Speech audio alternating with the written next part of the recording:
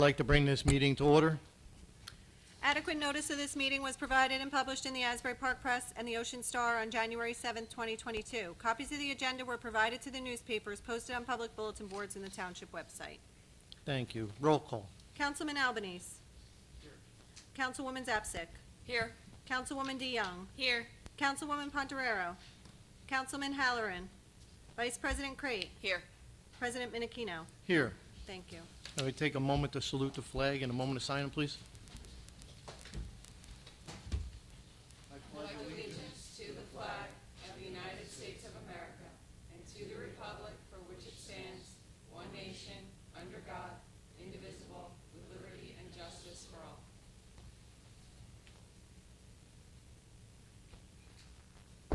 Thank you.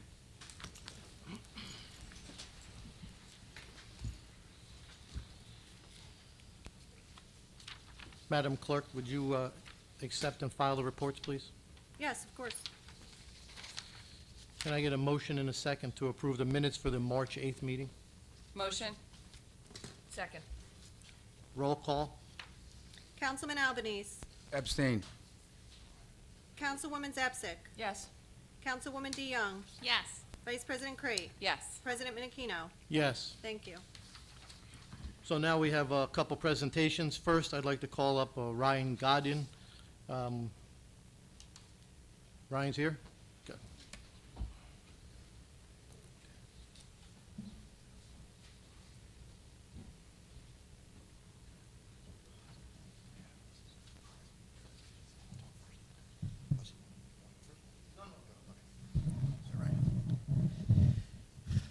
Good evening, everybody. The Eagle Scout is the highest rank of the Scouts BSA, formerly the Boy Scouts of America.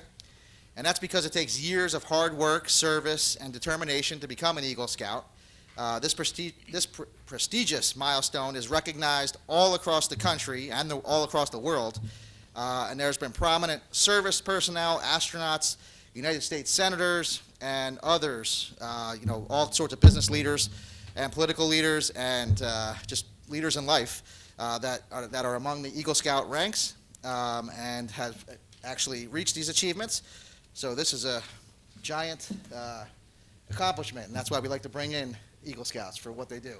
So Ryan, I'm so happy. I know your project helped us out over there at our community garden by making raised platforms, and I want to give you this certificate of commendation.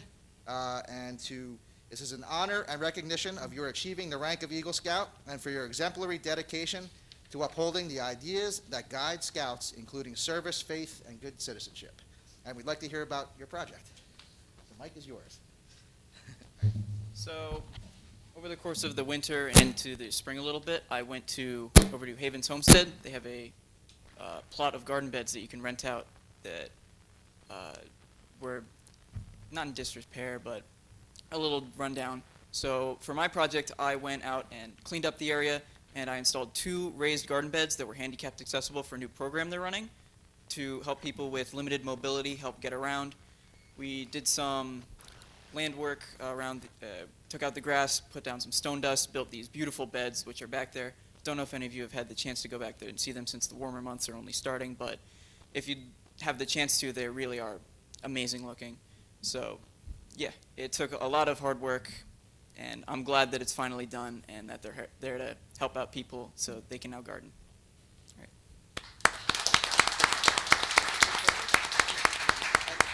Just to let you know, because a lot of people have not been out there, obviously, because it's warm.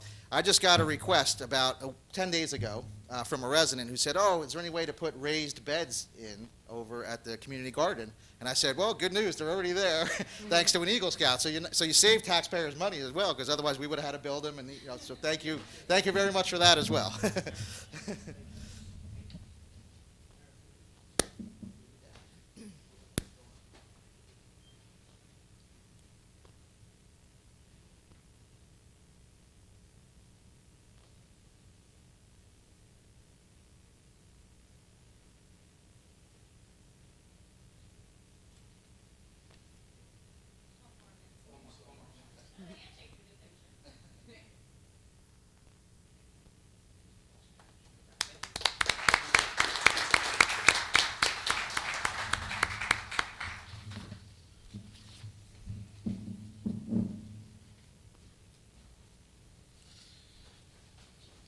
just stay there. All right, the next one, we have National Public Safety Telecommunicators Week. Can I call up Chief Ricchio along with dispatchers that he has?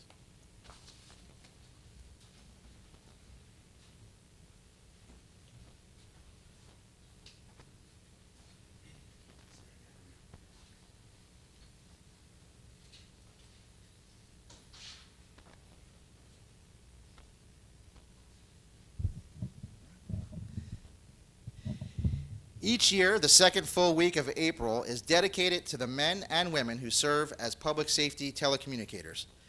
National Public Safety Telecommunications Week enhances public awareness and promotes education regarding important public safety issues. Dispatchers and other public safety telecommunicators represent a vital link between the public and other aspects of the emergency services community. Public safety telecommunications provide consistent excellence in customer service with the shared goal of protecting life and property, while also maintaining the highest level of professionalism even under the most extreme circumstances. These heroic individuals, often in anonymity, help save countless lives by responding to emergency calls, dispatching emergency professionals and equipment, and also providing moral support to citizens in distress.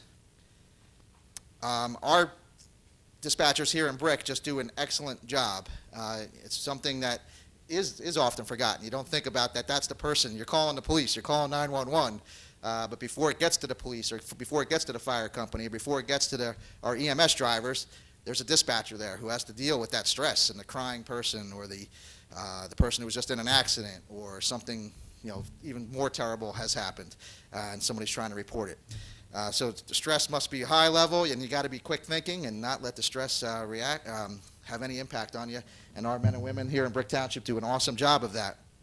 So for all of these reasons, I, John G. Ducey, the mayor of the Township of Brick, in the County of Ocean, in the state of New Jersey, do hereby proclaim the week of April 10th through April 16th, 2022, to be National Public Safety Telecommunicators Week in the Township of Brick. And I further call upon all of our citizens here in Brick Township to join me in saluting the vital work that these dedicated men and women do 24 hours, 7 days a week, 365 days a year. Thank you.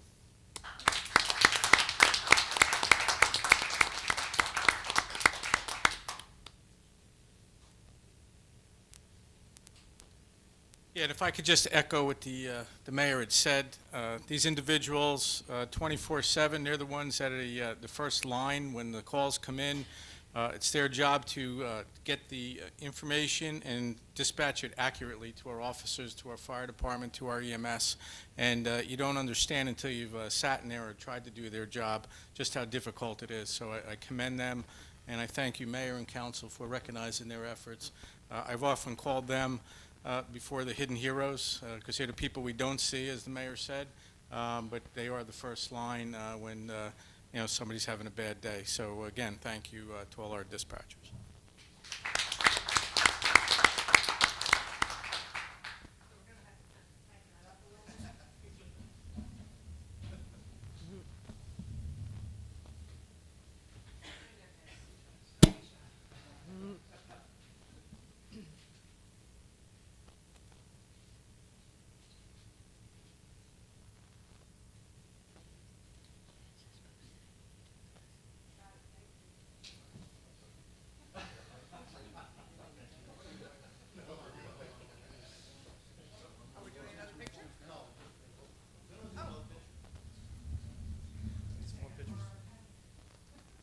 So the council wants to say thank you for all the things they just said.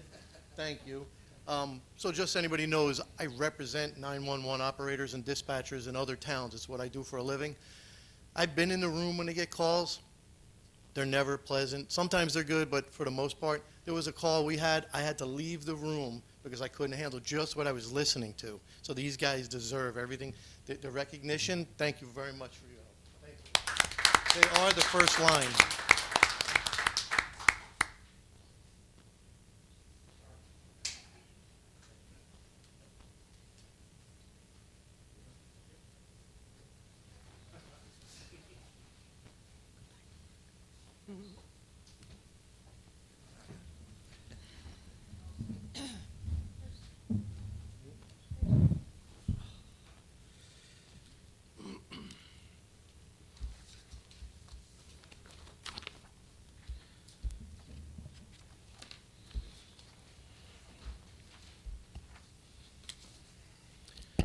Okay, next, we have a couple budget presentations. First up would be Dan Santinello for Recreation Department, please.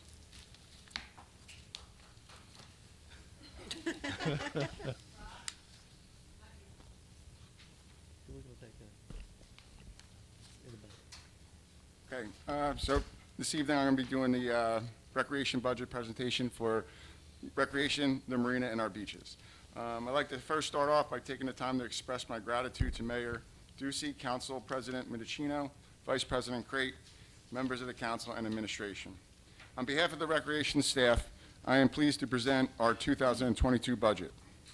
Throughout the past year, the Recreation Department, in association with our Township beaches and Traders Cove Marina, experienced COVID-related challenges. We needed to keep our residents and visitors safe while still achieving our goal of bringing the community together. We were able to lift a lot of maximum occupancy limits we had in place in 2020. For example, our beaches, drive-in movies, concerts at Windward Beach, and Traders Cove Marina did not have max limits. Our popular summer camp returned to Windward Beach instead of multiple park locations that we utilized in 2020. With the max number pulled for these events and programs, we still needed to follow state guidelines in place throughout the 2021 calendar year. Our state licensed preschool continued to have mask mandate, limited contact with visitors, and a special drop-off and pickup location so that parents and guardians did not enter the preschool area. Our number one priority has been and always will be to keep all of our recreation participants safe, especially during this pandemic. The Recreation Department's mission is to unify the community by providing first-class programs and offering a variety of events during the calendar year. Our staff of 8, which includes our marina staff, work tremendously hard to offer a diverse mix of programs throughout the year, from the annual Summerfest concert series to our new wrestling club and a variety of sports, and special events including our Memorial Day Parade, Christmas tree lighting, our 9/11 remembrance ceremony. Our staff never stops looking to find more for our families to do here in our community. Our special events are extremely well attended by residents of all ages. This year, we launched a new software system known as Community Pass, which makes it easy to sign up for any of our programs throughout the year, all from your phone or home computer. The Recreation Department's salary and wage budget increased 9%, and the operating budget decreased by 26%. Our weekly farmers market continues to grow in popularity and became a vital activity for fresh air and local grown produce during the pandemic. Fall Fest also set attendance records this past year with a variety of food trucks, family games, cornhole tournament, and fireworks. This year, we will also offer a hatchet throwing and other fun activities. Our goal as a staff is to continue creating a small community feel with a large community presence. At Recreation, we also provide excellent opportunities for young people with physical and intellectual disabilities. Our Challenger program continues to grow each and every year. We continue offering various sports such as baseball, basketball, and bowling. We added classes to teach some of our young adults how to cook. We also had a guest speaker talk about importance of healthy diet and staying physically active. We added a walking club, yoga for mindfulness, and game night. We've enriched these young adults' social lives. Last year, Brick Beaches had a stellar year in total revenue collected. We generated $485,092.25. $11,608.95, or a 2.5 increase from the previous year. This year's salary and wage budget for Brick Beaches will increase by 1.3%. Our staff includes 74 lifeguards and about 20 badge checkers. We will have about 60 returning lifeguards from our 74-guard roster from last summer. These guards are recognized for being some of the best trained lifeguards at the Jersey Shore year in and year out. Between the guards and badge checkers, we will once again be able to provide our beachgoers with a clean, safe, well-managed environment. Traders Cove Marina and Park had yet another successful season. This park is used by so many people other than our slip customers. Traders Cove has Wednesday nights concerts in August and allows for gazebo rentals. The gazebo is rented almost every weekend in the summer. We also have our morning walkers who walk the perimeter daily while taking in all the great views the Marina and Park has to offer. This summer, once again, all 120 boat slips have been rented. We also had 122 boats for winter storage, which brought in about $106,602. And we also have a waiting list for our jet ski dock rentals. This year, we will keep striving to improve the recreational life of our community.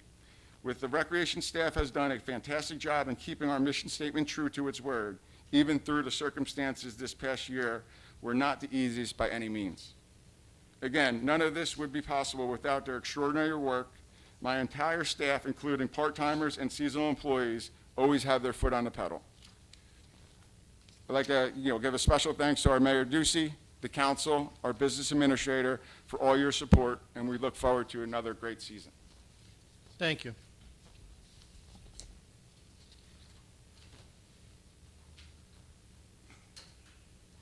Thank you. Open to council for questions or comments on the budget. Seeing none, close council. Open to public for questions or comments on the budget presentation. Yes, Ms. Cole.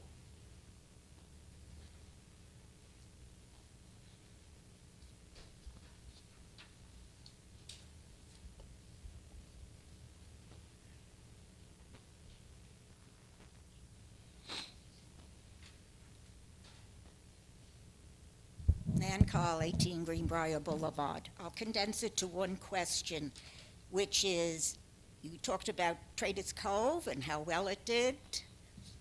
Is that open to people who are not brick residents or only brick residents? Nope, it's open to non-residents and residents. So we, in this budget, are paying for recreation for many people. Thank you. Anybody else from public? Yes, sir.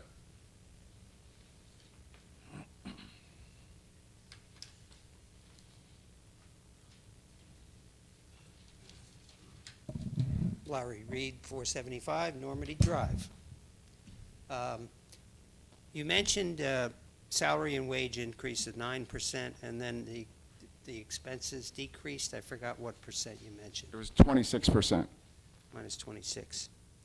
Okay, without a dollar amount to tie in there, how do we know whether you're saving enough money in expenses to offset the increase in salary?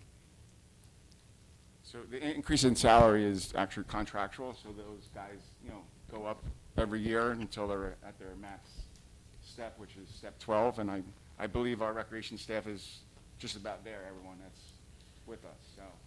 Okay. So in terms of the expenses, Mr. Reed, if I may, the large part of the decrease in his operating budget was due to the fact that we no longer offer swim school, swim classes, so we don't have to pay Pine Grove for the swim team. And that was a large part. So he doesn't have a very big operating budget, so that one reduced expenditure made a big percentage number. Okay, thank you. You're welcome. The other thing, for Traders Cove, you had mentioned some years ago that you were going to have a separate P&L for profit and loss statement for the Traders Cove. Do we have that now? We have a draft, yeah. We look at it internally, yes. It's not a profit and loss, it's a revenue And expenses? expenditure comparison. Is it possible to see that? Sure. Okay. How can I get a copy? Can you could s- email it to me? I could, but I would prefer you submit an Oprah request to be consistent with how I respond to all public inquiries for documents. Well, you said some years ago you were going to have this prepared for the public. Now you're saying it's a private document No, that it's we not a have to private request. document. I'm actually saying it's a public document, and that's how you access public documents. Okay. So it's not online like the budget would be. Is it in the budget? Is there a line item in the budget? The marina costs and the staffing costs to staff the marina are all part of Dan's salary and wage and operating budget, But does it have the income in there? not in the municipal budget online, no. Okay, do you know what the income was for this past year?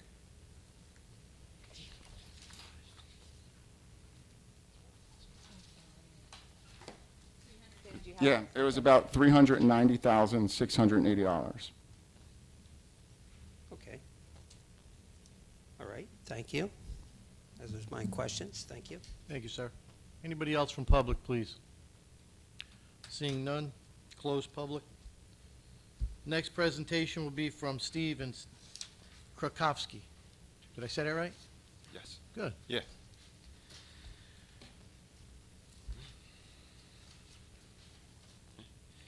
Thank you for this opportunity to present a brief overview of the Department of Public Works, which includes the utility crew, solid waste collection and recycling, in-house construction, also known as buildings and grounds, and vehicle maintenance. Sanitation Department makes more than 2.7 million stops per year to residents' homes. In 2021, we collected over 41,637 tons of solid waste. We drive over 600,000 miles per year. Salary and wage budget for sanitation has increased 3.8%, and the operating budget increased by $12,400 as a direct result to the cost to purchase garbage and recycling front-load dumpsters. The Sanitation Department is proud to serve our residents and take great pride in their roots, and it shows. The Township Recycling Coordinator, Trish Totaro, spearheads an active, successful recycling program that results in 7,755 tons of single-stream recycling in 2021, as well as 10,550 cubic yards of brush and 5,580 cubic yards of leaves. Trish does an excellent job educating business owners, the general public, and our school students. She has multiple approaches to education, including special events, brochures, and giveaways that outline the recycling's do's and don'ts. This year's focus will be on the plastic ban bag, effective May 4th, 2022. Concentrating on public outreach and education in schools and communities will remain her focus. Our utility crew does an outstanding job year-round. Along with all the drainage repairs and replacements, the crew also fills potholes, fixes sinkholes, and seals cracks in our streets. The salary and wage budget for utility crew is included in the sanitation budget. The operating budget for utility crew remains relatively flat with a $3,000 increase in non-capital equipment and fences repairs.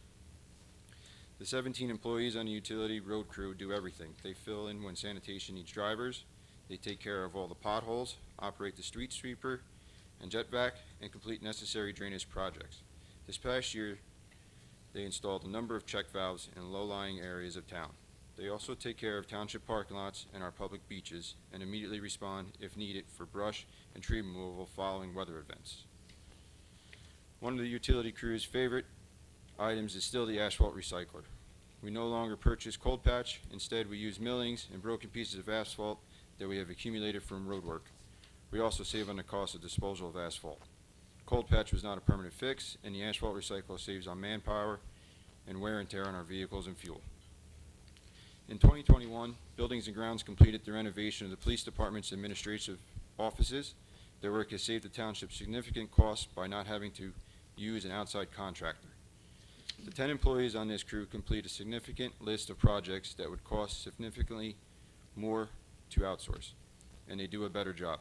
The Buildings and Grounds crew ensures the functionality of all township properties, including Town Hall, DPW, Civic Plaza, the Seniors Center, Havens Farms, the EMS building, and more. The Building and Grounds salary and wage budget increased 7% and now has a second full-time electrician on staff. The operating budget decreased 23%. Looking ahead to 2022, they are working on the PD's female locker room, the salt dome roof replacement. They will also take lead on construction projects needed to relocate our seniors to their new home on Aurora Place. Vehicle maintenance includes 8 exceptional mechanics, 2 supervisors, and a shopkeeper. They service more than 300 vehicles for the township, including all sanitation trucks, dump trucks, plow sanders, police vehicles, ambulances, boats, and other heavy equipment. The salary and wage budget for vehicle maintenance increased by 0.2%, and the operating budget increased 7% as the cost for tools and motor vehicle parts has increased. This amount is subject to fluctuate based on the fleet and needed repairs. The Township Sign Shop has 2 staff members who manufacture and install hundreds of signs annually. They also mark township vehicles and are responsible for striping township facilities as needed. In 2022, they are working with the land use to get the public access signs made and installed. Last but not least are the professional and knowledgeable office staff that operate the call center. The call center consists of 5 exceptional employees who answered 94,770 calls in 2021 from residents and assisted them with their requests. We use an electronic database system that logs bulk, metal, brush, leaves, potholes, sinkholes, and many residents' requests. Again, I would like to thank Mayor Ducey, the administration, and the council for their continued support. It makes a difference. Thank you.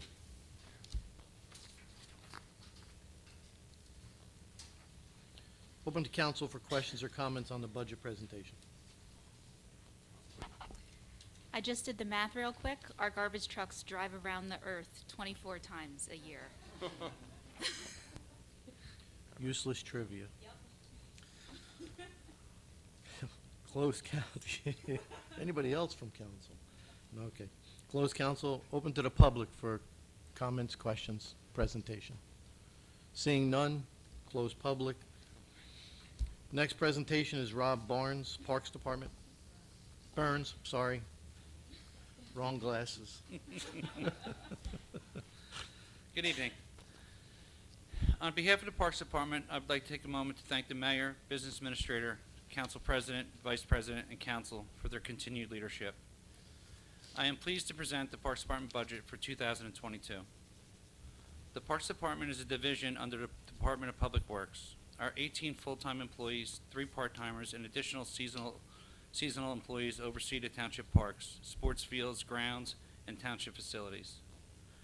Our staff maintains 20 parks, 10 basketball courts, 8 tennis courts, 5 pickleball courts, 3 bocce courts, 2 skate parks, 3 horseshoe pits, 3 football fields, 15 soccer fields, 2 cornhole game areas, 6 miles of bike trail, 22 softball and baseball fields.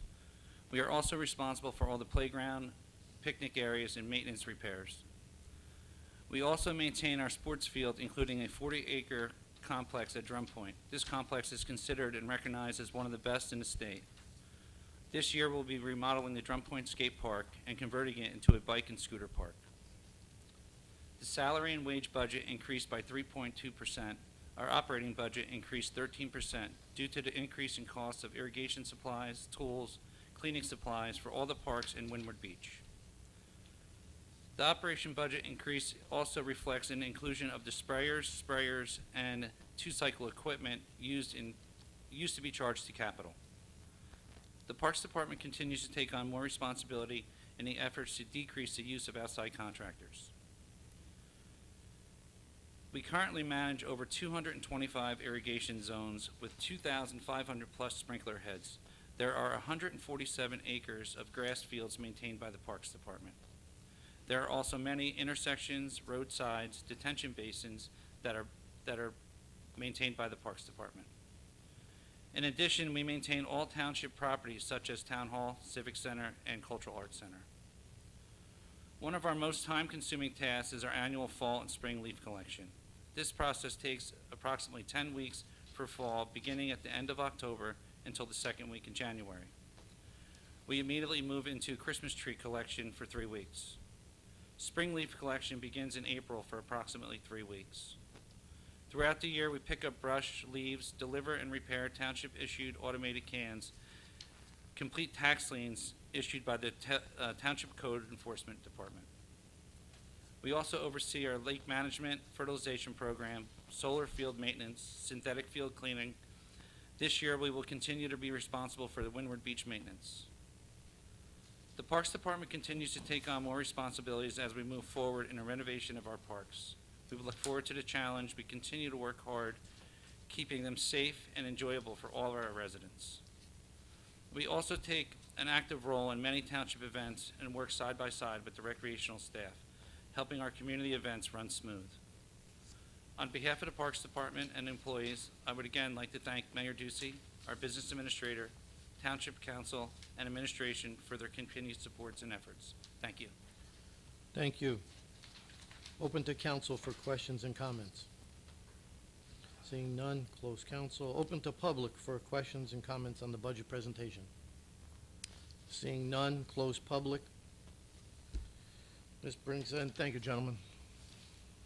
You guys did a good job. Thank you very much.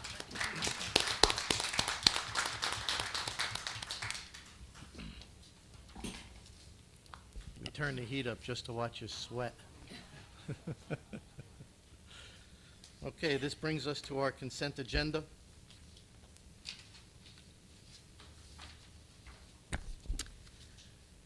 All matters listed under item consent agenda will be enacted by one motion in the form listed below. If discussion is desired on any item, this item will be removed from the consent agenda and will be considered separately. Thank you. Resolution 5-1. Recognize National Public Safety Telecommunicators Week, April 10th through the 16th, 2022. Councilwoman Zapsik. Thank you, Council President. This resolution recognizes April 10th through the 16th as National Public Safety Telecommunicators Week. Public safety telecommunicators, often called dispatchers, are the single vital link to our police officers, firefighters, and EMS staff as they provide essential information they need to respond to emergencies. In Brick, we have our own dispatchers as opposed to have the county handle our calls. Their direct experience with our town and our first responders puts us in a much better position to immediately and efficiently respond to all emergencies. These men and women work 24 hours a day, 7 days a week, and while they are in the background, their work is immensely important. We thank them and recognize their essential contribution to the safety of our residents. Thank you. Thank you. Resolution 5-2. Authorize submission of application Youth Leadership Grant, Brick Municipal Alliance Program. Councilwoman Zapsik. Thank you, Council President. This resolution authorizes the submission of a New Jersey Human Services Youth Leadership Grant request through the Governor's Council on Alcoholism and Drug Abuse in the amount of $5,955.49. The funding will go to the Brick Municipal Alliance. Thank you. Thank you. Resolution 5-3. Authorize submission of application 2022 EDF Climate Corps Program. This resolution authorizes the submission of a 2022 Environmental Defense Fund Climate Corps Program grant application to provide the township with a fellow to help guide the township in developing a roadmap for energy-efficient projects and priorities. Resolution 5-4. Authorize receipt of bids janitorial services. Councilwoman Crate. This resolution authorizes the receipt of bids for janitorial services for the municipal complex, civic center, Department of Public Works, senior center, Drum Point Complex office, Cultural Arts Center, and the EMS Annex. The current two-year contract will expire on July 31st, 2022, and was awarded to All Clean Building Services Ewing. To date, we have spent approximately $143,000 under this contract. Thank you. Resolution 5-5. Authorize receipt of bids rental and laundry of Public Works uniforms and rental of floor mats, rags, and fender covers. Council Vice President Crate. Thank you. This resolution authorizes the receipt of bids to provide rental and laundry services of uniforms for the Public Works employees. These uniforms include pants, shirts, jackets, and insulated and non-insulated coveralls. This contract will also be for the rental of various supplies needed by employees for upkeep of the township fleet. Resolution 5-6. Authorize receipt of bids general athletic equipment and supplies. Councilwoman DeYoung. Thank you. This resolution authorizes the receipt of bids for general athletic equipment and supplies. This bid covers the purchase and delivery of numerous categories of equipment, including athletic equipment, summer camp supplies, preschool games, etc., used by the Recreation Department. Resolution 5-7. Authorize receipt of bids flood control valves. Mr. Mayor, please. Thank you. This resolution authorizes the receipt of bids for various size check valves and their installation as well. The township has many streets, as everybody knows, with low-lying elevation, but high tides can cause roadway flooding when water backs up into the storm sewers. This is that rainy day flooding that we always talk about. And we've installed, our DPW has installed so many of these so far, and now we're going out to get more. The valves will be placed within municipally owned storm drainage pipes in areas subject to total inundation. A properly installed check valve allows stormwater to flow out, but prevents the tide water from flowing into the storm drains, and can reduce instances of flooding that results from tide elevations that are higher than surrounding streets. Thank you. Thank you. Resolution 5-8. Authorize award of bid beer and wine garden concession. Councilwoman DeYoung. Thank you. This resolution authorizes the award of bid for the beer and wine concession at Summerfest and Fall Fest to Maniloking Road Ale House in the amount of $7,000. Bid notices were provided to 24 prospective bidders and 3 picked up bid packages. 2 bids were received, with Maniloking Road Ale House providing the highest bid. Thank you. Resolution 5-9. Authorize award of bid fireworks exhibitions. Councilwoman Zapsik. Thank you, Council President. This resolution authorizes the award of bid for fireworks exhibitions at Summerfest and Fall Fest to Schaefer Fireworks, Bronx, Pennsylvania, for a total amount of $24,800, which is $4,960 per event. Bid notices were provided to 10 prospective bidders from our bidders list, and 4 vendors picked up packages. Schaefer Fireworks was the only bidder and has experience with Brick Township events. Thank you. Thank you. Resolution 5-10, please. Authorize award of bid Summerfest food truck vendors. Councilman Albanese. Thank you, Council President. This resolution authorizes the award of bid in several categories for Summerfest food truck vendors. This resolution also provides approval to re-advertise for bids in the remaining categories. The following vendors are awarded contracts for food trucks: Delano Food Service, Long Valley, in the grilled fried items category for $1,901.50. Highway 2 Ohona, Lavalette in the specialty category with Surf and Turf in the amount of $802. John and Debbie O's, Tom's River, in the specialty category for funnel cakes and fried Oreos in the amount of $2,105. You Scream Ice Cream, Brick, New Jersey, in the special category for ice cream in the amount of $1,450. And Woodshed Pizza, Brick, New Jersey, in the specialty category for pizza in the amount of $750. The resolution also authorizes a rebid in the hot food and specialty categories. Bid notices were provided to 106 prospective bidders, 17 picked up bid packages, 9 bids were received. 2 of those bidder proposals were rejected due to fatal flaws, and the remainder are being awarded. Thank you. Resolution 5-11. Authorize award of bid operation of Brick Beach 1 food concession stand.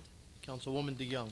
Thank you. This resolution authorizes the award of bid for the operation of Brick Beach 1 food concession stand to Jersey Shore Snacks Shack, Point Pleasant, in the amount of $24,900, which is $8,200 for the 2022 season, $8,300 for the 2023 season, and $8,400 for the 2024 season.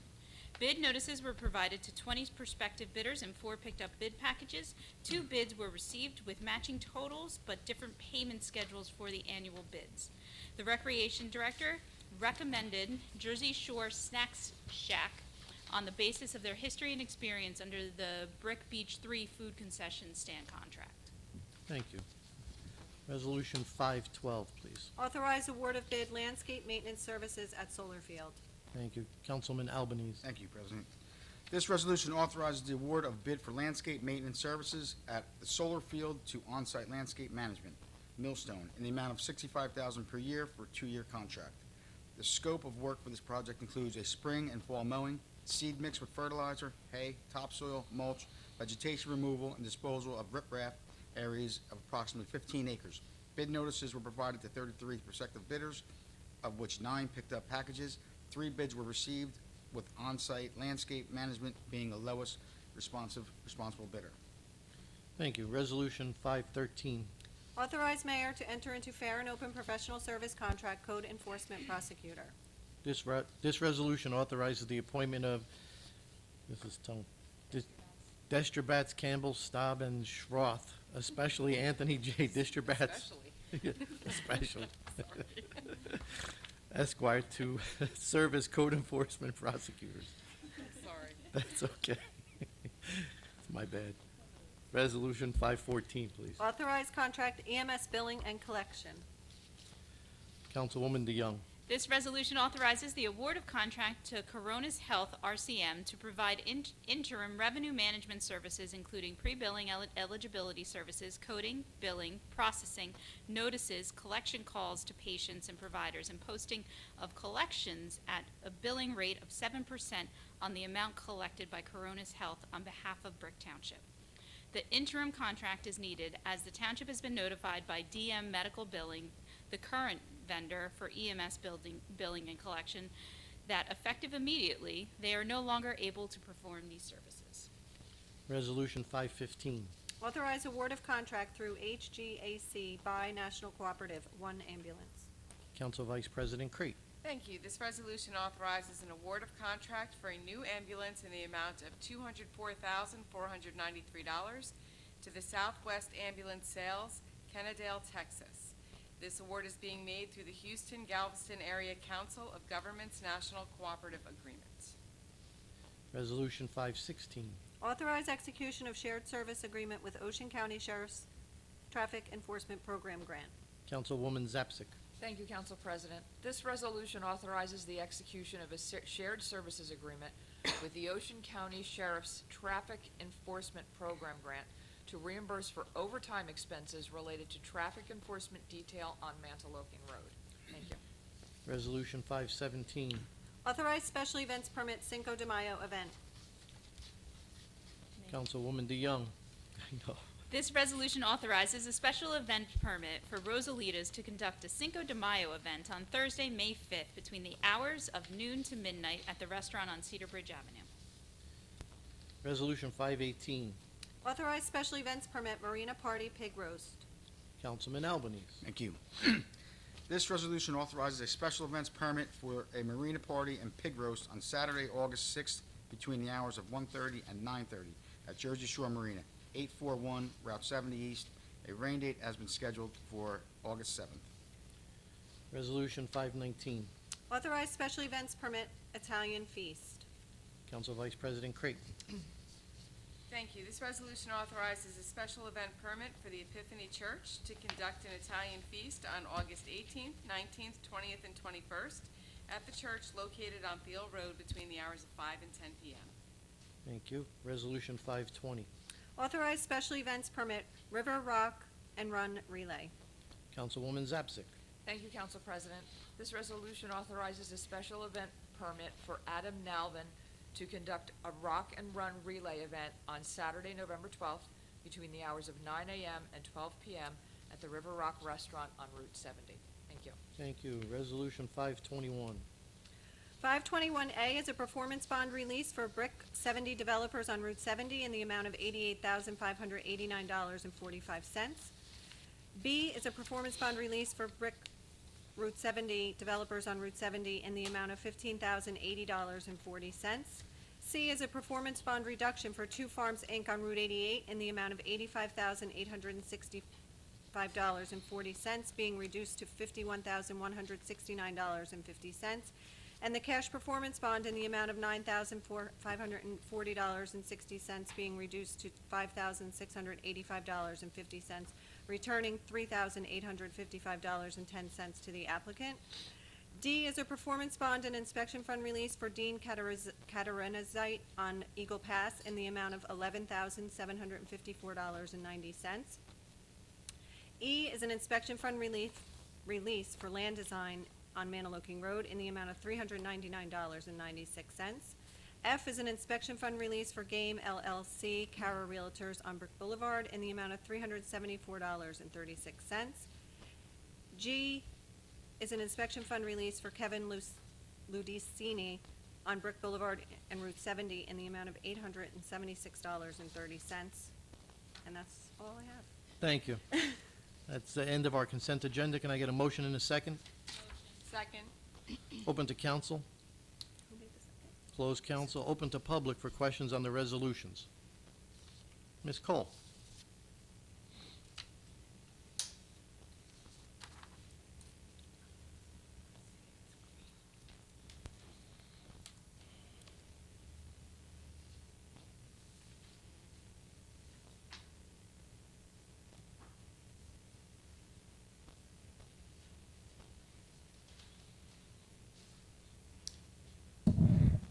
I have a few comments and a few questions. To start with, I wish you would read aloud again what it says about the consent agenda, that if anyone wants a further discussion, it will be removed from the consent agenda and discussed separately, which is never done. Does that surprise me? Not a bit. Is it the first time I've mentioned it? No. So now, let me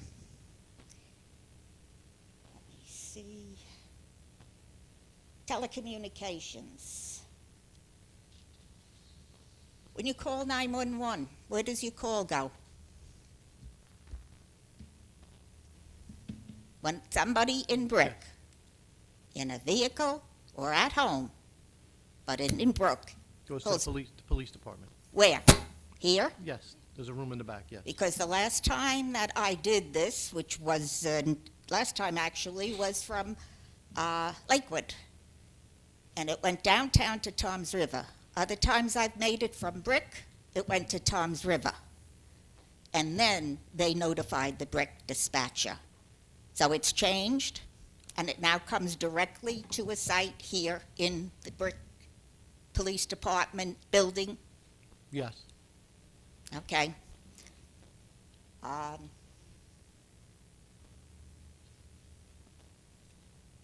The flood control valves, I don't quite understand it, but I know that it must have something to do with not having flooded roads. And in particular, as an old lady who does not have a special permit pass, I have great problems when I go to some of the big lots here that have been here for years, like where the Dollar Tree store is, Kennedy, where when I pull into a parking space before I can get to the storefront, it is flooded, and I have to walk through ankle-deep, well, shoe-deep flooding. Does anybody hold the people responsible? Does code enforcement go out? Do they go out of hours and see that these parking lots are really safe for us?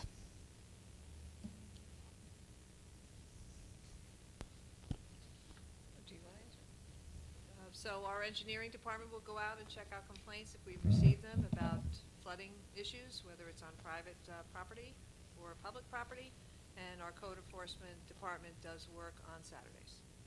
I think they should do a little bit more riding around and checking it. Can't be that difficult. And in addition, I don't know because I don't keep up on what's happening in Greenbrier too, but I do know that as I exit in my vehicle, there's a few potholes there that can be very dangerous. Somebody should look at it.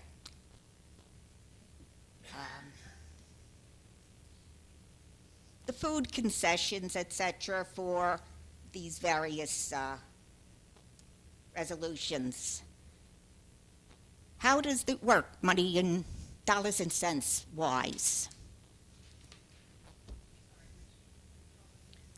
All of the food ones. You mentioned that so-and-so got... So we go out to bid for the food trucks that we like Yes. to have for our events. So they submit a bid and they come up with the dollar amount. We don't set minimums. And we go with the highest bidder in each of the categories. And then what happens? Then Because they- I think one of them, it was a 3-year term, but I'm not positive. For the food truck or for the concession? That's for the beach concession. Any of these concessions in which you went out to bid and they put a bid in and you based it on it being the lowest bid, what happens? It's actually the highest bid. So Right, for the Brick Beach in this case. concession stand, that is a 3-year contract. So they put in for the total amount for the 3 years and then broke it out each year what they were bidding. So it's a 3-year contract to operate the concession stand at the public beach. The other bid was for the food trucks that we have at Summerfest and Fall Fest. And that is a one-time event, so it's not a 3-year contract. So each year we go out to bid for the different vendors. And if it makes more money than they bid, How much money they make? or makes less money than they bid, what happens? How much money they make that night is not reported back to the township. We bid for you to bring your truck and to provide us with a dollar amount for the value of what you'll give us to be there. We don't ask them what their revenue was, although if their revenue wasn't where they expected it to be, I'm sure they wouldn't bid on the food truck participation in the future. In the future, yes. So if they make more money, we don't get any extra, and if they make less money, they are committed, and they pay us up front. They do.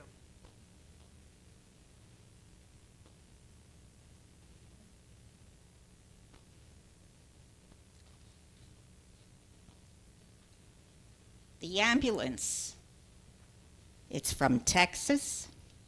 Couldn't we buy in Brick? Couldn't you get some firm that would enter the program of buy-in brick? We went with a national co-op for this bid because that was the best price. So we always look for the best price and with an experienced vendor, of which this is both. And down to 21C. Where is Two Farms Incorporated? On Route 88. Yeah, where? What address on Route 88? Is it next to Point Pleasant, or is it Hold on, I'll next to look it up. Lakewood? The clerk is looking that up for you.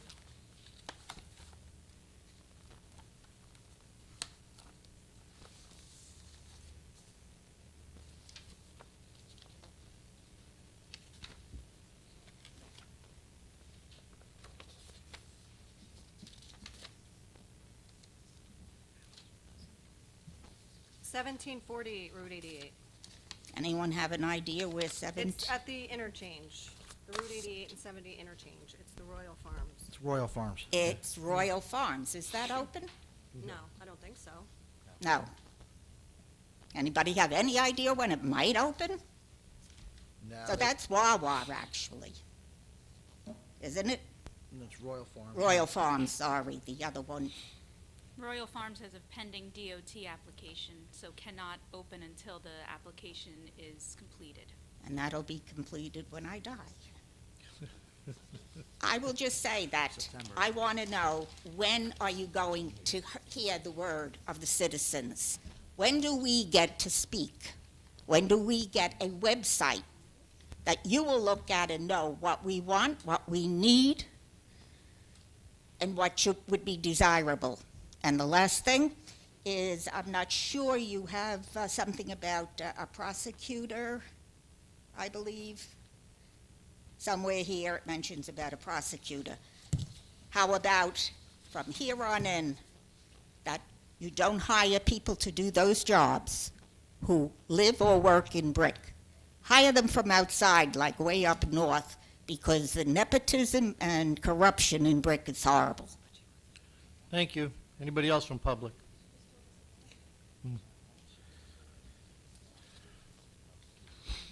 Close public, roll call. Councilman Albanese. Yes. Councilwoman Zapsik. Yes. Councilwoman DeYoung. Yes. Vice President Crate. Yes. President Menachino. Yes. Thank you. That brings us to our bill resolution, our computer bill resolution, sorry. Be it resolved by the Township Council of the Township of Brick that the following bills be paid and that the mayor and clerk be and are hereby authorized to draw orders on the treasurer for the amounts of the same. Computer bill resolution in the amount of $12,405,359.27. Can I get a motion and a second? Motion? Second. Open to council for comments? Close council? Open to public for questions on the computer bill resolution only. Seeing none? Close public, roll call? Councilman Albanese. Yes. Councilwoman Zapsik. Yes. Councilwoman DeYoung. Yes. Vice President Crate. Yes. President Menachino. Abstain Teamsters, yes to the rest. Thank you. Thank you. This brings us to our manual bill resolution. Be it resolved by the Township Council of the Township of Brick that the following bills be paid and that the mayor and clerk be and are hereby authorized to draw orders on the treasurer for the amounts of the same. Manual bill resolution in the amount of $3,541,994.05. Thank you. Can I get a motion and a second? Motion? Second. Thank you. Open to council. Close council. Open to public for questions on the manual bill resolution only. Seeing none, close public, roll call. Councilman Albanese. Yes. Councilwoman Zapsik. Yes. Councilwoman DeYoung. Yes. Vice President Crate. Yes. President Menachino. Yes. Thank you. This brings us to our ordinance on first reading.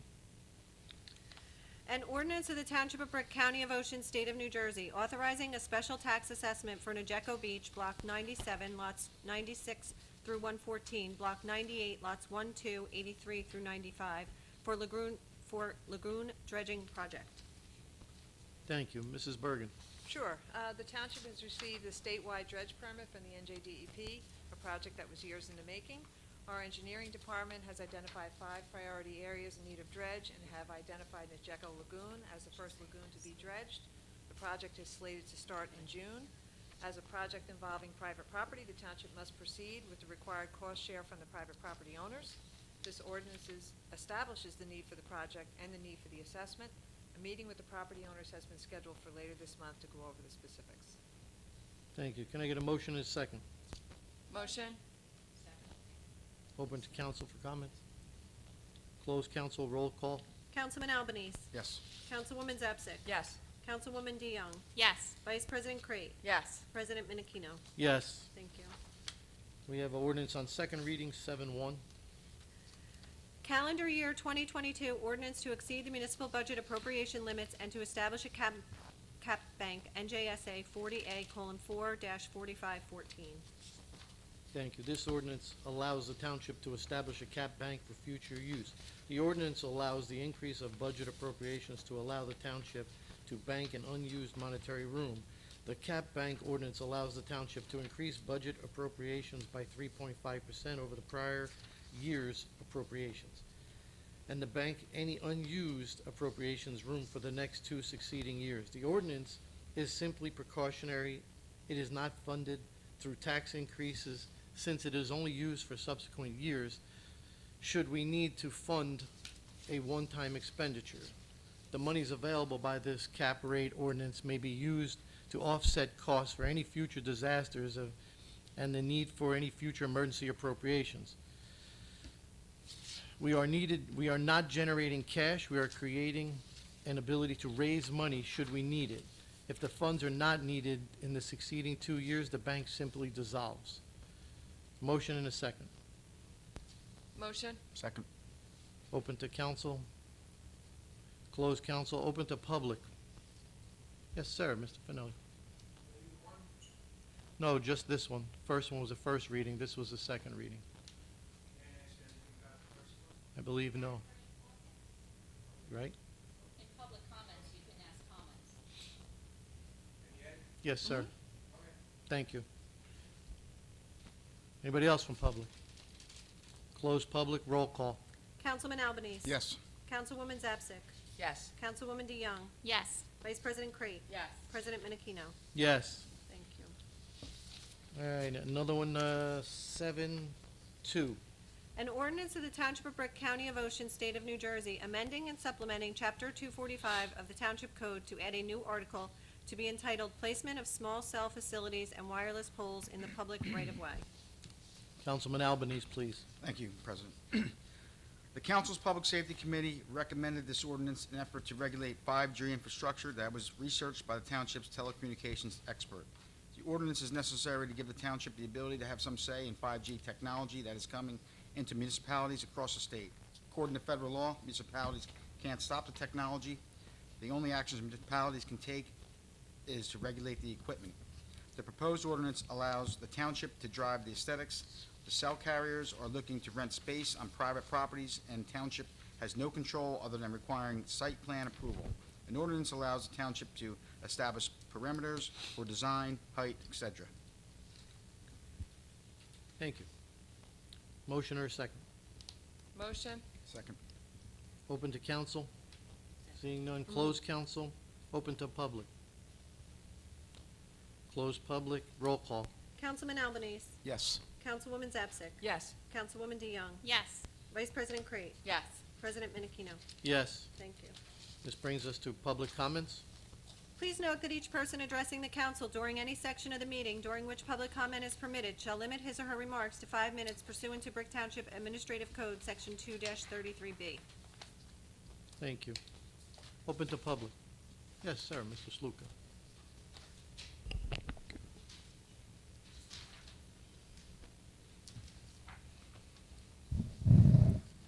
Thank you. I'm going to read my letter. I dated it April 7th. Dear Mayor Ducey, Council President Vince Menachino, and all councilmen and councilwomen, as well as residents and workers of Brick Township. The council members, mayor, Board of Education, superintendent of schools, and all teachers should stand up for the children, seniors, and all citizens who are impacted by the toxins flowing off the Garden State Parkway.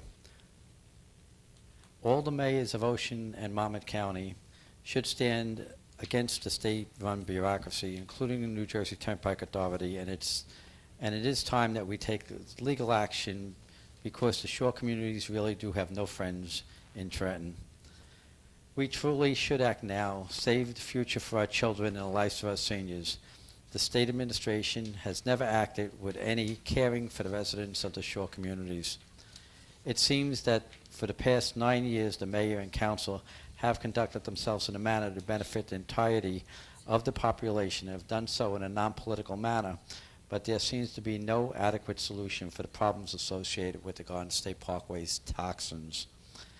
Begging the state government and the New Jersey Turnpike Authority has done nothing, and as well as its politically appointed bureaucrats have no interest in helping the people of the state.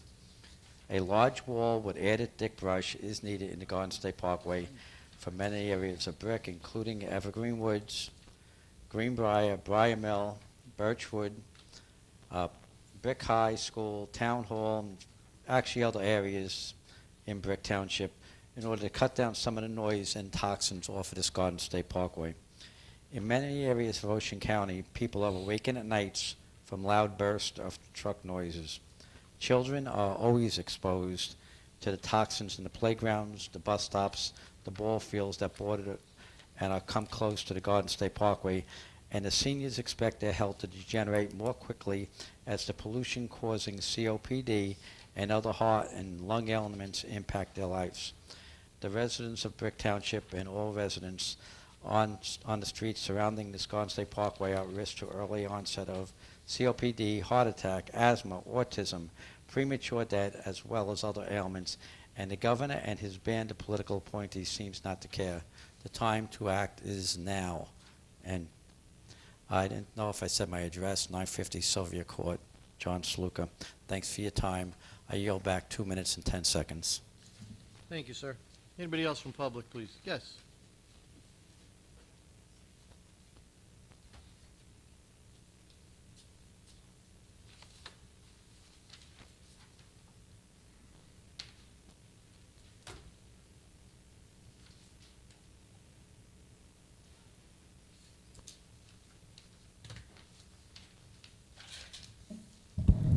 Nan Carl, 18 Greenbrier Boulevard. I thank Mr. Sluka for persevering, and I pray he continue to do that because it pinpoints that it's not just the state, not so much the county because they don't have as much authority as either the state or this municipal government. But this municipal government does nothing for us citizens. I'd like to know which part was the caucus meeting and which was the public meeting. There's a slash between the two words. How long have each of you, and this is rhetorical because I know I won't get an answer, how long has everybody up there and the three here been attending these meetings, either the caucus or the public, as they once were separated? I can tell you, I've been attending them since the year 2001. And it was Richard Gross, who is beloved by some Democrats, but not by me, that brought me to these meetings for quite a long time. I was there when he scribbled a note and said, I got to give this to Joe. It was telling Joe Scarpelli he wanted a seat on the planning board. And he got it, and he never knew one thing about what he was doing. So, we did have the ability to speak. We don't anymore. There is a website, there is a blog called Nextdoor, or Next Door Neighbor. It's free, and signing up, you just put in your email, and if you, the people that are supposed to be our public servants, would go on that, you'd find the things that we are upset about. And it's not just me, because I don't get much time fighting the rest of the animals to go on it. Big complaint? Comcast. And the Comcast problem goes back to apparently somewhere between my secondary school years, which ended June 59, and today, they have changed how legislation works, and that you have the power without taking any of our calls. Comcast. When Verizon wanted to put in FiOS, they did not want to go to 526 towns and get permission. So they applied for a blanket agreement and got it. I'm a Verizon retiree. I know that it's in some parts of Brick, but I do not believe it's in any of the original 13 common interest communities, such as Greenbrier 2 and the original Greenbrier. So I can't get it. I have a landline, a self-service, and I use a router for my internet on Verizon. So I'm not eligible for any discounts. Comcast, I have to get back to the executive offices. They've been trying to get in touch with me for a few days, and tomorrow I will call the gentleman and inform him of the latest. Apparently, there's been a change in equipment, particularly, well, they sent me a new set-top box. It looks the same, but it's not quite, and it works much better than the old one. And I have some, what I believe are called DTAs, for digital transfer adapters. That's for all but the one television I have the set-top box on. I cannot get all the features with them. And I found out they're not made the same as they are not now made the same as the one that I have. So I will talk to the gentleman tomorrow about that fact. And that's in doing the cabling. I have a vast experience in customer service, in running meetings for third-level people in Verizon, when it became Verizon, in doing cabling, and I've done my own, and electronics. So I have knowledge of it. And I'm glad you mentioned or abstained on Teamsters, because after the last meeting, when you kept saying you hold meetings, I looked on the Township website, and lo and behold, I found out you're a union man. My husband got his 90 days working under Local 804, delivering furniture for A&S's because it was subcontracted, and became a Teamster. He went to one meeting in the beginning of '62 after our first child was born. Came home, he was not an office worker or a blue-collar worker. Said, I can't believe it. They said, okay, call for a strike. Who's in favor of a strike? Nobody raised their hands. Who's not in favor of it? Everybody raised their hands. And he says, and the guy says, okay, that's settled. We go on strike. And for 6 weeks, we had a new baby. I was no longer bringing an income in.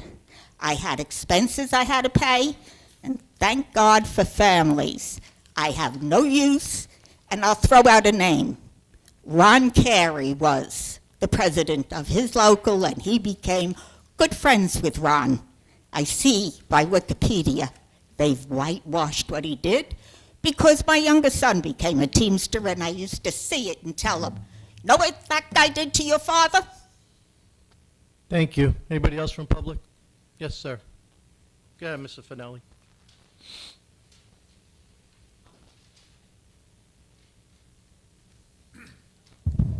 Vic Finelli.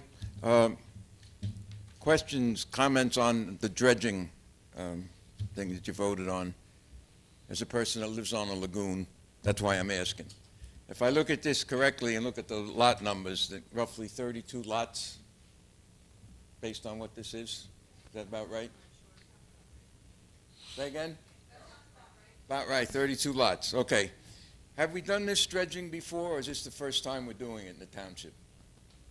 the first time we're doing it since I've been here. I believe there was some dredging that the state did after Sandy. Is that correct, Mayor? Yeah, the state did they didn't do any lagoons like they said they would, but they did the Barnegat Bay and some of the rivers. Okay, so we're really setting a precedent with doing the lagoons with this one. Okay, good. My first question, or that you answered the first one, the second one, did all the people on the lagoon agree to this? Or they don't have a choice? They have been asking for this to be dredged for years. We've been working on this for years, and that's why we started the statewide, the townwide permit application with the state, looking for ways to make it as easy as possible for people on lagoons to be able to dredge. And if they can't come together as a community and do it individually, then we'll take it on. Okay, so they asked for it. assessment. Yes, they have Okay. asked for it repeatedly for years. Are they all aware of the individual cost, and is this cost being assessed equally on each property or different on each property? They're coming in for a meeting where we're gonna talk about the cost. We don't have we haven't gone out to bid yet to have the actual cost from a contractor, and we don't throw out an estimate until then. This way they don't back into a number that they think we have funded. So we'll talk to them. They're all coming in for meeting the residents, and we'll get more specifics with them at Okay. that time. And the second part of your question was? Is it going to be Oh, how's assessed? it gonna be- So it would be assessed based on total construction cost. We've offset the cost of the permit and all of the work associated with getting that permit, the hydraulics and the survey and all of that stuff. And we'll do it per linear foot. So Okay, we'll- if I read this correctly, I got the number that the estimated cost of the dredging is $300,000. Is that, We had to put a dollar amount in the ordinance that's required, so we took estimates and then did a percentage over that, so we wouldn't find ourselves short at the 11th hour as we're about to start dredging. you So think? that's you a think- high number. You think your estimate is high? I think the amount in the ordinance is higher than we're going to end up paying because we're putting a buffer. Okay. Well, then I'll go through the rest of my questions quickly, all right? Because my comments were, if the estimate's $300,000 is about correct, and you've got 32 properties, that comes out to $9,375 apiece. That's not chicken feed. So my other questions, I think you answered, is every house is going to be assessed whether they have a boat or don't have a boat. If they're on the lagoon and they have a dock, a slip, Okay. then yes, they'll be assessed. If they have a dock, they'll be assessed. If they don't have a dock, they won't be, but even if they're on the water? Bulkhead, right, so the people that live on the lagoon, Okay. they have a bulkhead to tie their boat up, I'm a water person. So. right. They also mentioned in there, by the way, if you look at the numbers you did talk about, they're going to take out 2,200 cubic yards of whatever's in there. I'm assuming a cubic yard is 3 foot square. Is that correct? Is that That sounds about right. 3 foot by 3 foot by 3 foot? Okay, just some more math. If you look at $300,000 is what we're talking about, that comes out to $136 a square yard. I don't know anything about dredging, but that seems like a lot of money to dig a 3 foot square hole. I don't know if they're transporting it and putting it somewhere else, but that comes out to $136 a square yard. A lot of money. They also mentioned that they're going to dredge it to 5 feet deep. 5 feet deep at high tide, low tide, medium tide, or what? I couldn't answer specifically. Okay. We just introduced the ordinance that would enable us to meet with the residents and go over the specifics. The reason I'm bringing it up is because these people are voting on it, and they all voted yes. Right, Now, but we still have consideration- There's still 2 steps left before we're at the point of going out to bid and meeting with, we haven't even had the pre-bid yet with contractors, so we're working on the part of getting detailed Okay, specifics. just about all this something to stuff. consider, and I'll be done.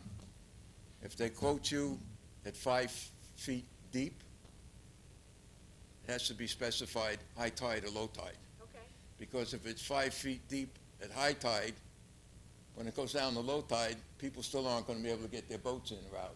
Also, the other consideration, I know nothing about that lagoon, But if somebody on that lagoon has a sailboat, the keel on that's more than 5 feet. So if you're only doing 5 feet, you're still going to have somebody that can't navigate. I mean, come on, I mean, you can't get in and out unless, and I know in some places you can only take your boat in or out at high tide. Well, that's kind of restrictive. One last comment and I'm done. Just something on the food trucks. I have a couple of friends that have food trucks. What you can expect this year, one of two things or both things. Either they're going to bid less money to get out there and get it, or the prices of what they sell is going to be higher. And the reasons are obvious.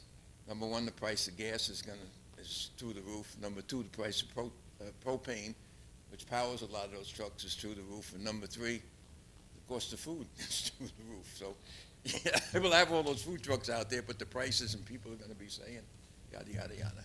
And last but not least, the people aren't here, but Parks Department, Public Works, we take them for granted. Right? They pick up the garbage every day. They pick up the recyclables. They do the leaves. I can tell you again that Angela Hibbert Park is the only one that I go past all the time. No more broken rail fences. And they're all being used. The dog parks, both of them are really being used. The pickleball courts are always being used. The basketball courts are always being used. So at least on that one particular park, that was a good investment. And I'm assuming that the rest of them are too. Right, and Rob Burns, who presented last, he is responsible for the fencing in Angela Hibbert Park, so he personally goes there and makes sure that it's repaired. So I would have liked for him to have heard your kudos in person, but I'll relay it to him. Okay, well, he can watch the video. The other thing I would just recommend, that in the future you do away with split rail fences. They require too much maintenance. They don't last that long. Oh, my last question on the lagoon thing, and I'll get out of here. Are they going to give you any kind of guarantee how long it's going to last, or any expectation of how long that lagoon is going to last before it has to be done again? I think they do give projections, but I don't know what they are Okay. off the top of my head. Well, I hope I have to gave relay you it some to the questions to ask before the steel gets done, and I'll be really interested in seeing what the total price is. Maybe sell my house on the water before I could build. No. Thank you. Anybody else from public? Yes, sir.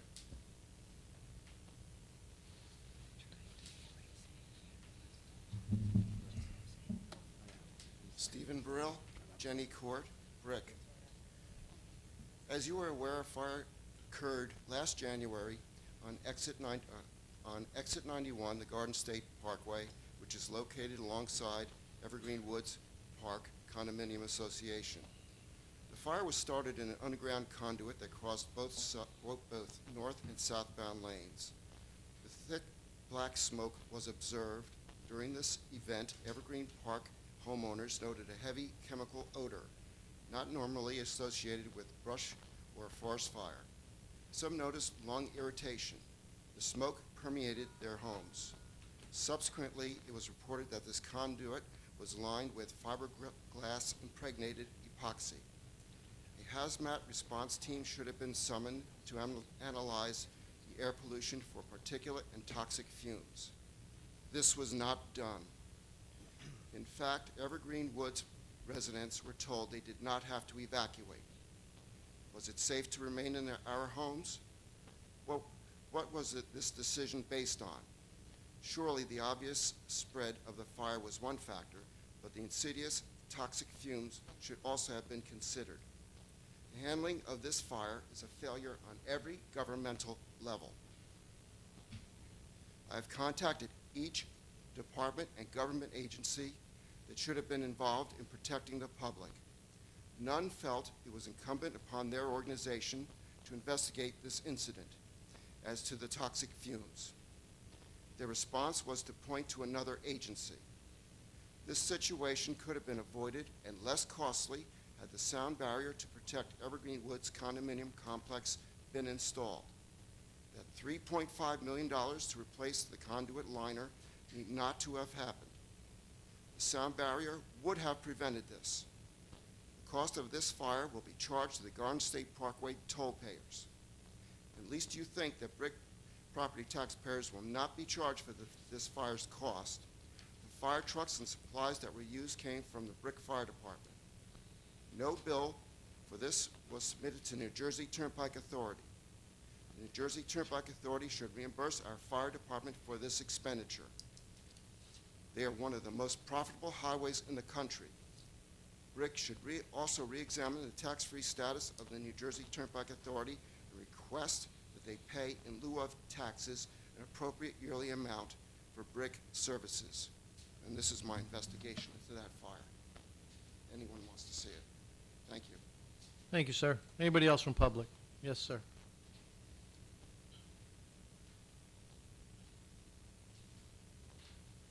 Larry Reed, I gave my address already. I think you have it. Yep. Okay. It's good to be back, in person.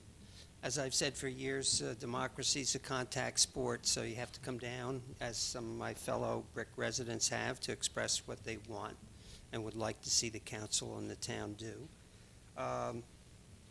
And I think overall, the town has been quite responsive in a lot of areas. Not every area, can't do everything. I had a question about the cap rate ordinance today. I called Joanne Bergen, and she got me to the right person and gave me an explanation on that. Also, last year, I had a complaint about the recycling out on the barrier island, and I called Joanne, discussed it with her, explained my reasoning, and she was able to solve the problem. So thank you on that, kind of belatedly. I hate to do this stuff by Zoom. I want to compliment the town on the bulk permit and the engineering for the dredging. I saw the article in Brick Shore Beat, and I want to compliment Dan for covering these meetings. And it's a great idea because all the lagoons tend to silt up and they're going in town, and they're going to have to be dredged. And to do the engineering work, which is a costly event, and get a bulk permit, I think is the way it's been handled, is a great kudo for the town and would help reduce the costs for the residents in the future. So one of the comments I have tonight relates to the veterans. I noticed in the cap rate ordinance, as it was explained to me, the town can each year raise their spending or their budget by 2.5%, and then they have a 1% additional that they can go up if they need it, and if they don't use it, they can put it in the cap budget. So when I looked at the veterans' property tax deduction, it's $250. And that $250 was initiated, and I'm sure most people don't know this, in 1947. So since 1947, veterans have been getting $250 deduction off their property taxes. They don't have 2% increases, 3%, whatever. So the value that's being given to our veterans has gone down, down, down as a percent because they don't have the inflation factor. If you take the $250 and use today's dollars, 2022, that would be a $3,180 deduction. Now, obviously, this is a state issue, but I think the towns need to advocate for this issue because the money is collected at the state level in the Property Tax Relief Fund. The Property Tax Relief Fund was created in 1976 when they passed the state income tax law.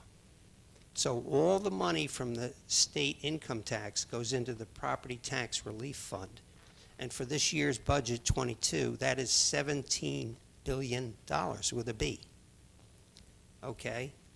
Of that $17 billion, less than $1 billion goes directly back to people like the veterans, disabled people, etc., for property tax relief. So this is a statewide issue, but each municipality has to push the state. Why? Because last year, when they finished the year, there was $208 million left over in the Property Tax Relief Fund that was transferred out to the general fund. there's only 5 funds in New Jersey that they put money into. The general fund, the property tax relief fund, the casino control fund, and the casino revenue fund, and the gubernatorial election fund. The biggies are the general fund, which takes in $23 billion, and the property tax relief fund that takes in $17 billion. Each month, the state treasurer puts out a report of how we're doing year-to-date on these receipts. Keep going, keep going. It's all right? Yeah. I hate it when other people go over. That's okay. Just a personal thing. So, you know, what happened last year was that we had borrowed money at the state level, and this applies to every municipality. Borrowed money at the state level, didn't need the money, so it sat in the treasury. We got federal money at the state level. So at the end of the fiscal year, last June, we had approximately $9 billion in funds extra. So now they're trying to figure out what to do with this money. And my point is, where's the property tax relief money? And these are only comments. Obviously, it's not designed to get an answer. But I think the public needs to be aware of what's going on with their income tax dollars, which is supposed to be devoted to property tax relief. Last year, the state transferred $208 million out of the property tax relief fund into the general fund. At this point, as of the last report, which was March 14th, the state is running $1.7 billion ahead in the property tax relief fund receipts, which are the income tax receipts for the state. So my concern is that if they transferred out of this property tax relief fund $208 million last year, what are they going to do this year? That money should be going back to the residents of the towns throughout the state for what the intended purpose was, property tax relief. Those are my comments. If you have any questions, you know where to find me. Thank you, sir. Anybody else from public? Yes, sir.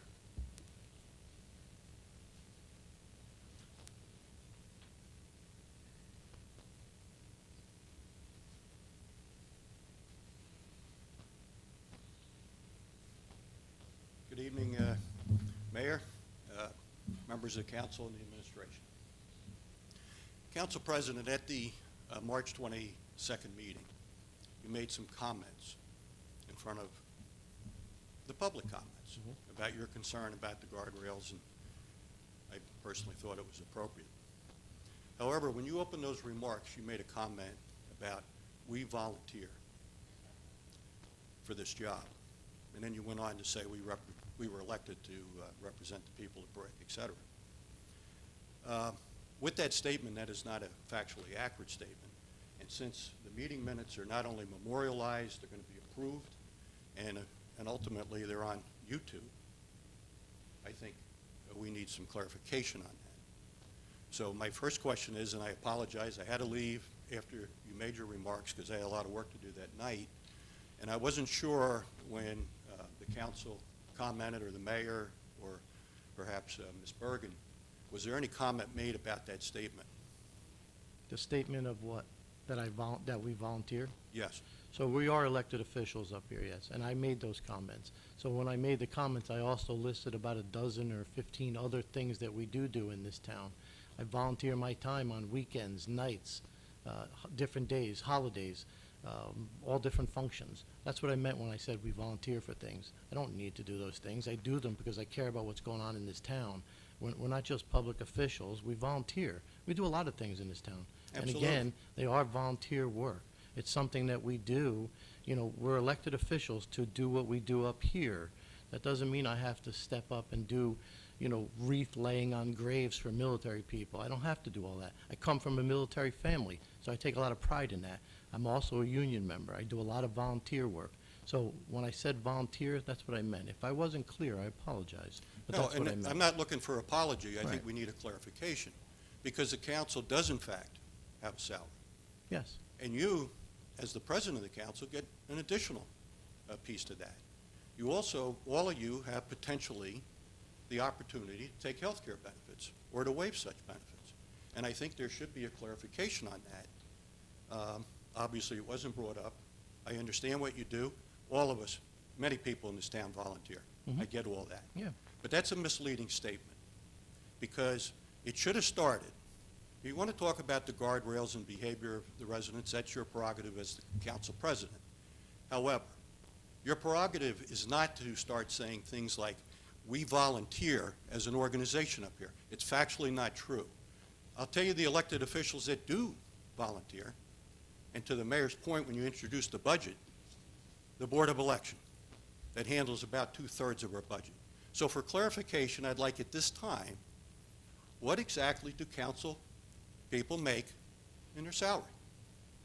I think it's a fair question, and it needs to be clarified before these minutes are going to be approved, probably at the next meeting.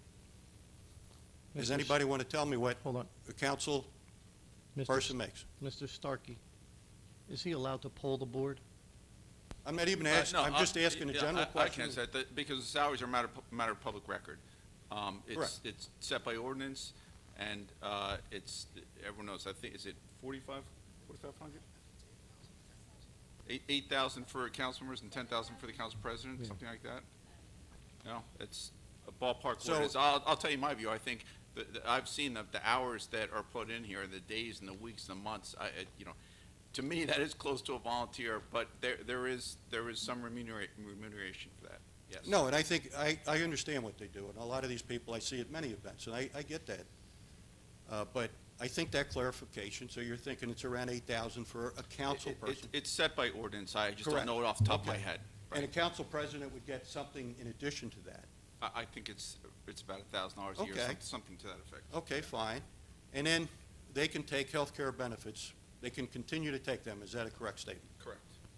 And if they don't take health care benefits, are they entitled to an additional salary component because they're elected to not take health care benefits? Yeah, it's not a salary, no, it's, they do get a waive-out payment, which is a fraction of what the health benefit would be for not taking that health benefit, not causing that expense on the township, right? Okay, thank you for the clarification, I appreciate it. Ms. Bergen, I don't want to put you on the spot, but what does Family Plan Healthcare run the town right now? Do you know offhand? I'm not going to hold you to it. No, I don't, because we have a few different plans, so no, I don't. Okay, thank you. All right, thank you very much. Have a nice night. Thank you, Appreciate sir. coming. Good timing. Anybody else from public? Seeing none, close public. Oh, I'm sorry, go ahead.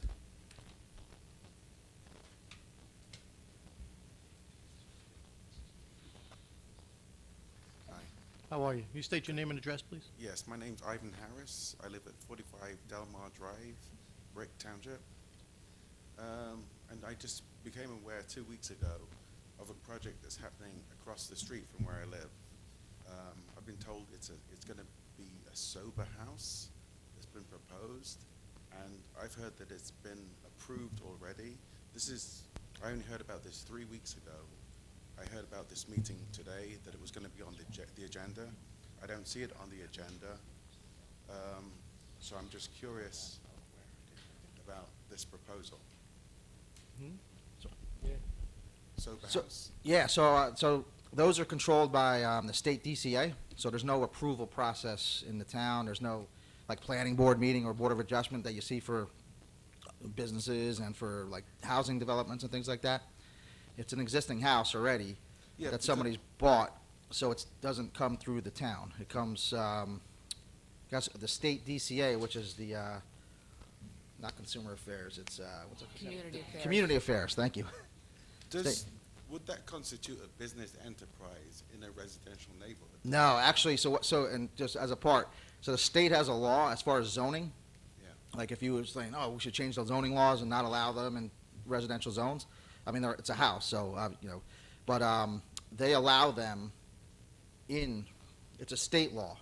So we can't zone them out if we wanted to. If we wanted to zone out a group home, I mean, you're calling it a sober home, whatever it may be, if it's, you know, for the Arc of Ocean County, or if it's for some type of rehabilitation, whatever it is, it's automatically approved. They don't have to they don't ask us for permission, because the state has already said they're allowed everywhere. And the reason why they do that is because they don't want to have like the NIMBY, like the not in my backyard situation going on. Yeah. So the state took control and said they're allowed everywhere in residential zones. They're allowed in every residential zone, and towns can't do anything about that. And the approval process comes through us, dealing with the licensing of the entity.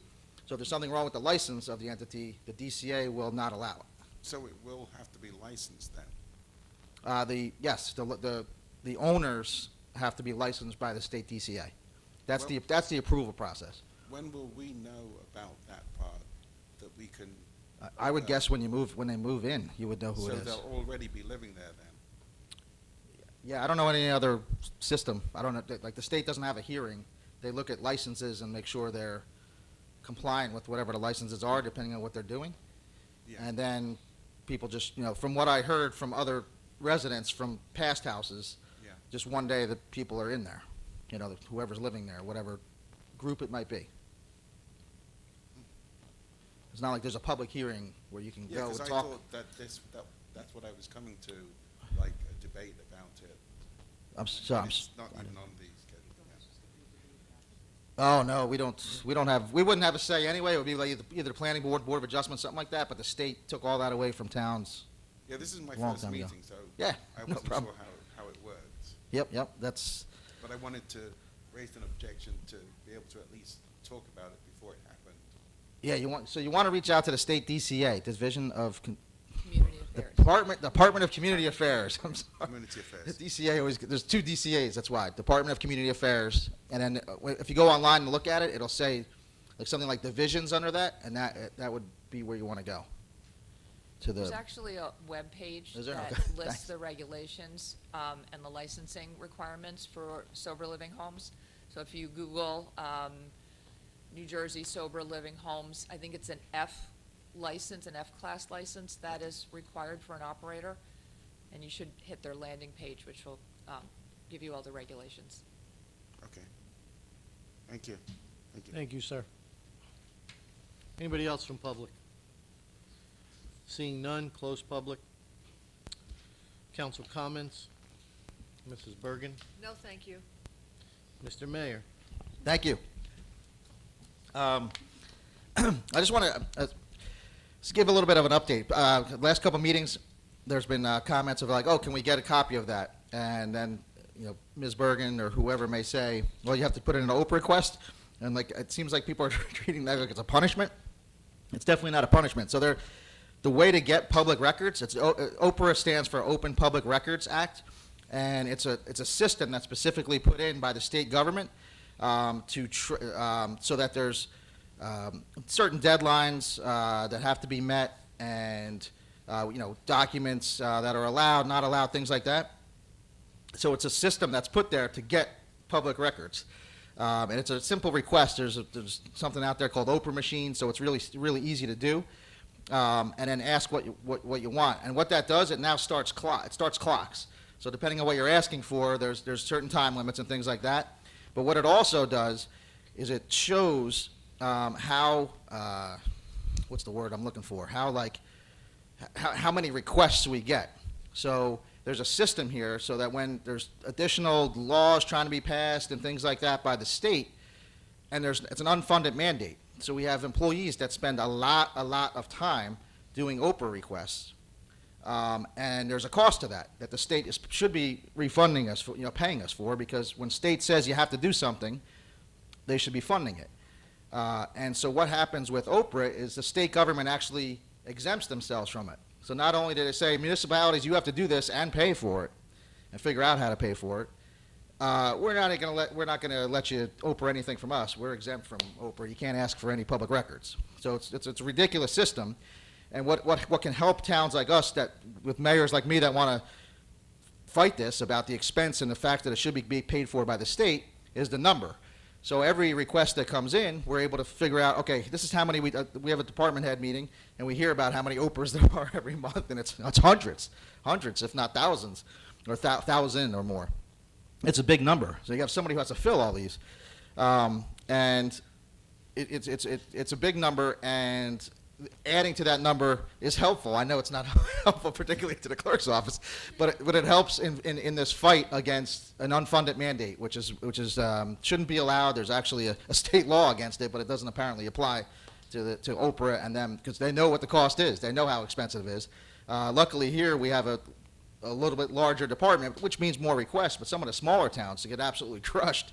They only have part-time clerks and things like that, and they have to hire outside people and part-time people just to do Oprah requests, no other job in the town. So it's just it's a system that's there to get what you want in an easy fashion and with time limits and other restrictions that are part of it, which is all a good thing, rather than just send me this and then there's no time limit and there's no mechanism to get it done or follow up if it was ever done. All these things are in place with Oprah request, and it's not a punishment. I know people are thinking it's a punishment. It's definitely not. It's a system that's there. It's a state law that's there for a reason, to help people get the information they're looking for. And then the other thing I just wanted to mention, if everybody remembers Anthony Storigo, he's an autistic young man here from Brick, who demonstrated a lot of football skill across the street here playing for the Brick Township Dragons, being a kicker. He is being featured at the Autism Resource Fair through the Ocean County Library, and it's a virtual program, so everybody can log on and get onto Zoom. It's at 7 p.m. Tuesday, May 10th. Go to the Ocean County Library events page, and they'll be able to send you the link. And just so everybody knows, in case people do not know, that not only did he kicked here over at Brick Township High School, but since then he's been a place kicking specialist for minor league football teams as well as arena football teams. So he's a professional kicker as well, playing for the Arena League. And it's a good story, and some interesting things about it. He spent time in 11 foster homes. He was adopted at the age of 3 by Ray and Raylene Storigo, and diagnosed with autism at a young age, and has definitely prospered and is a very shining star here in Brick Township. So everybody should check that out on register Ocean County Library at their events page, and it is Tuesday, May 10th at 7 p.m. Thanks. Thank you, sir. Mr. Starkey. Madam Clerk. Nothing, thank you. Madam Secretary. Nothing, thanks. Councilman Albanese. Nothing. Councilwoman Zapsik. Thank you, Council President. I would like to thank Dan, Stephen, and Rob for their budget presentations, and you, Mr. Finelli, for the kudos for our Public Works and Parks Department and Recreation. I want to repeat something from Rob's presentation because it's noteworthy and it's actually quite remarkable. Our staff maintains 20 parks, 10 basketball courts, 8 tennis courts, 5 pickleball courts, 3 bocce courts, 2 skate parks, 3 horseshoe pits, 3 football fields, 15 soccer fields, 2 cornhole game areas, 6 miles of bike trails, and 22 softball and baseball fields. We are also responsible for all playground and picnic area maintenance and repairs. I say that that's remarkable because obviously Brick Township is a very large town, but that is a remarkable amount of recreational facilities and opportunities for our residents. It has been done by the taxpayers, for the taxpayers, but it has also been done through Green Acres grants. Green Acres is a New Jersey Department of Environmental Protection program that allows municipalities to purchase and improve recreational areas through their grant funds. And the reason why I bring that up is because once a municipality, and not just Brick, but any municipality in the state of New Jersey, once you purchase or improve a recreational facility with Green Acres funds, you cannot restrict the use of that facility to residents only. Now, you can charge fees for the use of those facilities, and you can charge non-residents higher fees for the use of those facilities, and I might be wrong about this, but we do have a different fee structure in the marina for residents versus non-residents. But certain things like parks, playgrounds, Windward Beach, et cetera, the councils that preceded us and this council and mayor, none of us want to assess a fee to our Brick Township residents. But the way it works with Green Acres is you can charge twice as much for a non-resident as for a resident. But what that means is, since 0 times 2 is 0, we'd have to charge our residents something in order to charge non-residents more. So things like the Marina, where there's slip rentals, et cetera, that's, we've been able to do that. But things like the use of a playground, the use of a park, things like that, none of us have wanted to charge our residents for that. You already pay that in your property taxes, and as a result, we are forced to make sure those facilities are open across the board, residents and non-residents. So just a little factoid about our parks and recreation areas and why they are used equally by residents and non-residents. And that's all I have this evening. Thank you. Thank you. Councilwoman DeYoung. Yes, thank you. As the weather's warming up, it was a beautiful day today. We have our farmers market starting on May 7th. Remember, there will not be fresh vegetables yet. That will come later on in the summer once our farms have time to actually grow the fresh vegetables. But we are expanding our senior bus program for the farmers market. Last year we were able to do it once a month, and this year we are going to do it 2 times a month. It is an on-demand service for seniors who would like and need a ride to our farmers market. You call over to the seniors, 732-920-8686, and you can reserve your place to go to the farmers market. Like I said, it is going to be twice a month. And that's all I have this evening. Thank you. Thank you. Council Vice President Crate. I have nothing this evening. Thank you. And for me, I just want to remind everybody, May 4th, 2022, I believe the plastic ban goes in effect. And our next meeting is April 26th, 2022, here at 7 p.m. Can I get a motion to adjourn? Motion. Thank you.